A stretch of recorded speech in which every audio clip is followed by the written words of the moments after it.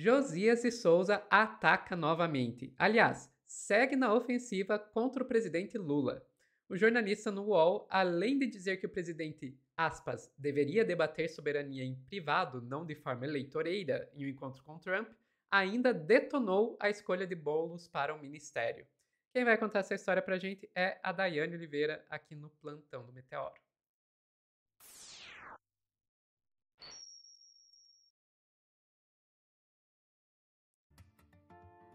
Vamos lá, Dai. O Pedro já inaugurou a editoria Tio Rei e agora você inaugurou a editoria Josias de Souza.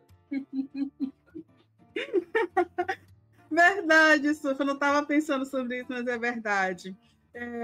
E acontece uma coisa, tá? Eu vejo alguns absurdos que eu digo, eu não posso ouvir isso sozinha, sabe? Eu preciso compartilhar isso com mais pessoas. Desculpa, pessoal, mas acontece. Dentre esses absurdos, eu não vou nem me alongar muito, tá? Eu vou te pedir, Sofia, para trazer o primeiro vídeo do Josias, porque ele achou que a ideia de soberania do Brasil, a defesa de Lula, está sendo uma defesa eleitoreira. A gente precisa lembrar o Josias uma coisa: o Lula é presidente, tá, gente? Então, assim, o fato de Lula estar falando sobre a defesa do Brasil e soberania do Brasil é obrigação dele durante o mandato. Ele precisa falar isso, ou senão ele vai ter um governo entregacionista. Ou ele fala e defende o Brasil, ou ele entrega para os Estados Unidos. Enfim, né? Mas ele acha que o Lula não tem que fazer isso em eventos, comício, porque isso seria, e isso, segundo Josias, é uma ofensiva de campanha. Alguém precisa acordar o Josias, porque ele está achando que político não pode fazer política. Mas vou te pedir, Sofia, vamos ver esse primeiro, porque ainda tem mais, tá? Que ele resolveu hoje entrar com uma ofensiva contra a escolha de Boulos, e ele chega a falar que o Lula puxou o tapete, né? Passou uma rasteira ali no PSOL. Palavras do Josias, tá? É o entendimento do Josias. Vamos lá, Sophie. Bora lá. Eles ajudam ou atrapalham? Lula tem que ser mais cuidadoso ou não? Nesse ponto, Lula tem que realmente defender a soberania, hein, Josias? Bom, a defesa da soberania é algo indispensável, não é, Fabiola? Mas é preciso saber em que tom fazer essa defesa, né? Ao antecipar a campanha eleitoral, o Lula passou a conviver com uma dificuldade crescente para conciliar as conveniências do candidato com as necessidades de um presidente da República. Estamos vivendo agora uma realidade na região, na vizinhança, muito desafiadora para o Lula, porque o Donald Trump, que já estava desafiando o Nicolás Maduro na Venezuela, agora também comprou briga com o Gustavo Petro, o presidente da Colômbia. E o Lula, no papel de líder regional, e o Brasil exerce essa função, qualquer presidente que ocupar a poltrona no Palácio do Planalto terá que lidar com essa posição. O Brasil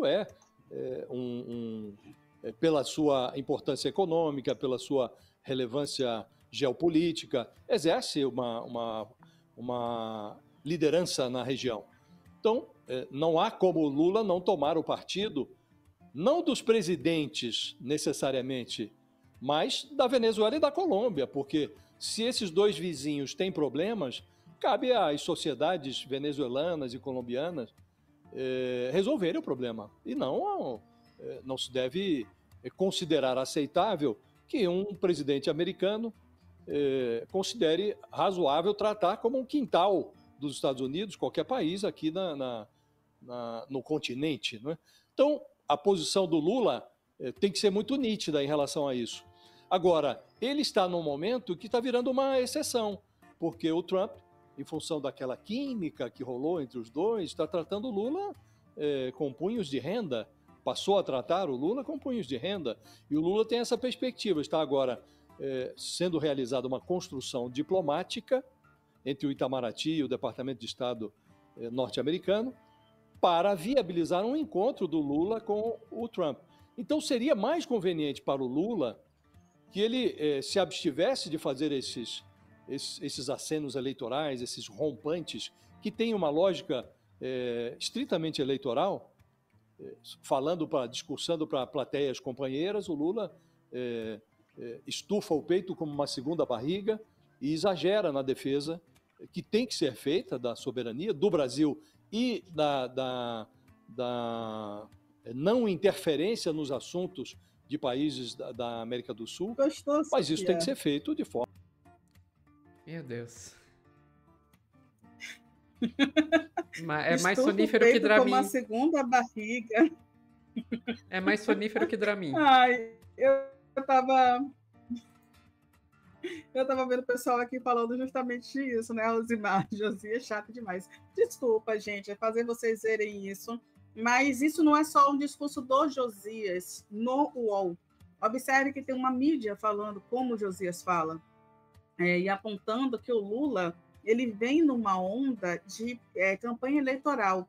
A campanha eleitoral do ano seguinte, pessoal, começa quando a pessoa é eleita. Isso é um ponto. Político é assim. Se ele quer uma reeleição, se ele pode disputar uma reeleição, a campanha começa no primeiro dia, quando ele toma posse. E se ele não quer uma reeleição, essa campanha começa para o seu sucessor também nesse primeiro dia, quando se toma uma posse. Já se começa E eu vou te dizer que mesmo se perder a eleição, a próxima tentativa começa no momento em que ele perdeu a eleição. Gente, campanha é constante, não existe mais essa coisa de tem momento da campanha e momento de não.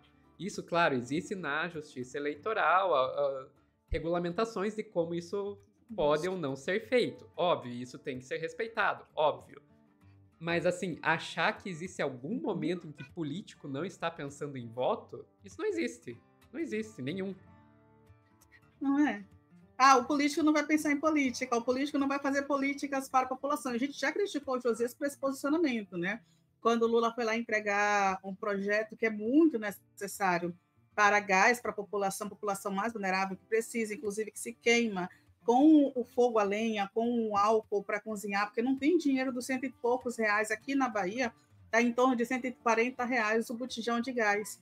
E em outros lugares ainda consegue ser mais caro, e a gente precisa falar sobre isso, é uma política muito necessária, e Josias vem lá dizendo, isso é para ter voto em 2026. Enfim, mas ele não parou por aí, tá, Sofia? Vamos assistir um outro trechinho de hoje, essa ofensiva contra o presidente Lula no UOL, com aquele tom de não, a gente não está fazendo crítica, a gente só está pontuando que o Lula ele precisa se posicionar de uma outra forma, e nesse caso, criticando o Boulos ao lado do Lula no ministério. Bora lá. Aí, foi. Vamos lá, Josias, Boulos vai ajudar o governo a se conectar com as ruas? Isso é um propósito eleitoral ou é para melhorar realmente a qualidade do governo Lula? O Lula está montando o comitê de campanha dele, né, Fabíola? Já levou o marqueteiro para a Secretaria de Comunicação da Presidência da República, agora leva o seu aliado, o Guilherme Boulos, para dentro do Palácio do Planalto. Está montando o comitê com antecedência. Quer me parecer, Fabíola, do ponto de vista estritamente prático, que a promoção ou a nomeação do Boulos para um ministério é um erro, porque o Lula está tirando um personagem competitivo na disputa por uma vaga no Legislativo, está tirando o Boulos da urna para colocar no Palácio do Planalto. Ele poderia muito bem cumprir tarefas determinadas pelo presidente sem precisar de uma poltrona de ministro, né? O Lula já se definiu como uma metamorfose ambulante, mas às vezes ele exagera. Na quinta-feira da semana passada, ele discursou num evento do PCdoB e se queixou da supremacia da direita no Congresso, disse que a esquerda precisava acreditar que o deputado é importante e precisava lançar uma profusão, uma quantidade de candidatos ao Legislativo para fazer maioria. Depois de 4 dias, ele faz exatamente o oposto do que tinha pedido aos partidos. Ele nomeia o Guilherme Boulos para um ministério palaciano e condenou, na prática, o Boulos a permanecer no governo até o final. Aliás, combinaram isso. Na prática, o Lula tirou das urnas o maior puxador de votos da esquerda. O Boulos chegou à Câmara como campeão de votos em São Paulo. Ele obteve mais de 1 milhão de votos, 55 mil votos a mais do que a Carla Zambelli, 259 mil votos a mais do que o Eduardo Bolsonaro. Além de se eleger, ele puxou para o Congresso, com essa quantidade de votos que teve, ele puxou 2 correligionários ali, que foram menos votados. Então, Então, no discurso da semana passada, o Lula tinha dito, ele falou textualmente, o PT, o PCdoB, o PDT, o PSB e também o PSOL, que é o partido do Boulos, segundo o Lula, deveriam se equipar para enfrentar a máquina da direita, a expressão é dele, e batalhar em 2026 para obter maioria no Congresso. Aí ele virou o próprio ensinamento do avesso a pretexto de sintonizar o movimento social, que é o habitat natural do Boulos, com essa sua campanha pelo 4º mandato. Então, em tese, Fabiola, o Lula não precisaria puxar o tapete do PSOL para usufruir das conexões sociais do Boulos. Gente, ele não tem um ponto nisso não, tá, gente? O Boulos, ele tem destaque como deputado, claro que ele vai ter destaque como deputado, mas nenhum destaque vai ser maior do que o de ministro. Um ministro que vai fazer relações ali, que vai ter uma institucionalidade ao seu favor para a visibilidade nesse cenário aí, no cenário de uma campanha do Lula em 2026. O Boulos, ele vai ter bastante visibilidade no papel e no lugar que ele estará. Dentro do PSOL, o Boulos, ele é de um grupo ligado à PT.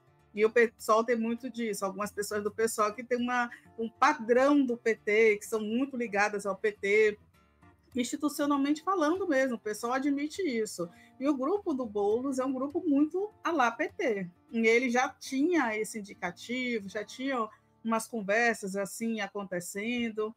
É muito possível que isso venha a acontecer justamente para dar mais visibilidade até para o próprio Boulos, porque o Boulos depende mais do Lula do que o Lula depende do Boulos, ponto. Então, assim, eu realmente não acredito no pensamento do Josias. Para mim, até uma projeção, Boulos vai disputar com Haddad de visibilidade para 2030. Lula não tem muitos nomes. E aí, se Josias quiser reclamar de um erro do Lula, e nesse sentido, é o Flávio Dino para o STF. Isso, para mim, seria um erro do Lula. Mas não, Boulos. Foi, né? Não, ele não está perdendo aconteceu, nada. Né? Aconteceu, foi, exatamente. Quer reclamar de um erro nesse quesito de não ter alguém para suceder, né, o Lula? Dino, que teria condições de fazer isso, mas o PT não quer ceder espaço para o PCdoB e para o PSOL. E o pessoal precisa entender muito bem o que é isso, tá? Dito tudo isso, Sofia, o que a gente vai esperar é que esse tipo de ataque, porque sim, isso é uma ofensiva, o que o Josias fez é uma ofensiva orquestrada, e a gente às vezes pensa e diz, poxa, mas faz sentido. Não, gente, não faz sentido, sabe por quê? Porque as campanhas, como a Sofia já falou, elas começam independente de ganhar ou perder, e as campanhas sempre vão existir. O político, ele não vai deixar de politicar, né? Não vai deixar de atuar, porque ele está num governo e ele vai tentar uma reeleição. Isso não existe, ele não pode sair da lei. E o Josias reclamando que o Lula está discursando e defendendo a soberania brasileira, ou que colocou o Boulos no ministério, é no mínimo ridículo, mas isso é o que a direita faz, porque ela, de fato, precisa enfraquecer a esquerda para voltar ao poder, para voltar a ter alguém da sua confiança ali nesse poder, nessa linha de frente. Eu não sei quem ele espera que apareça, Sofia, se é o Ciro Gomes ou se é o Aécio. Estou esperando aí qual é a opção do Josias, mas talvez Tarcísio seja uma opção melhor para essa galera, e eu espero que a gente não caia nesse discurso, viu, Sofia? Olha, Dai, essa questão aí se o Lula deveria ter colocado Boulos ou não, eu nem vou comentar tanto porque a gente vai ter um corte para falar só sobre isso lá com o Pedro, né? Então vou deixar esse comentário para outro corte. Vou focar mais no primeiro, na questão de o discurso de soberania é um discurso eleitoreiro, não sei o quê. Gente, pelo amor de Deus, se o Lula é presidente, ele tem que discutir as questões internacionais com a população. Você quer o quê? Que o presidente eleito dentro de uma democracia se feche dentro de uma sala e não deixe ninguém do povo saber o que ele está fazendo, o que ele pensa. Gente, isso não faz sentido. Uma das coisas que um governo tem que ter é transparência. Transparência. A gente deveria saber mais sobre o que o Lula pensa. O Lula deveria falar mais com a população, não menos. Gente, isso não faz sentido. Mas se daí isso vai ajudar ele a ganhar voto. Qual que é o seu medo, Josias? O seu medo é que as pessoas gostem do que o Lula está dizendo, gostem do que o Lula está fazendo e ele se reeleja? Esse seu medo? Porque eu não sei se isso é o custo da transparência, que seja. Enfim. A única coisa que me surpreendeu, sabe o que foi, Dai?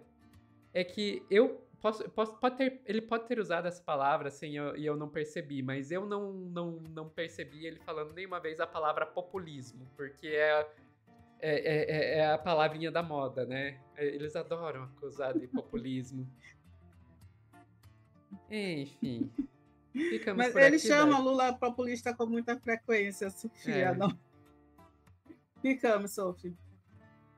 Pessoal que está assistindo ao vivo, não saiam daí que a gente já volta com mais notícias aqui no Plantão do Meteoro.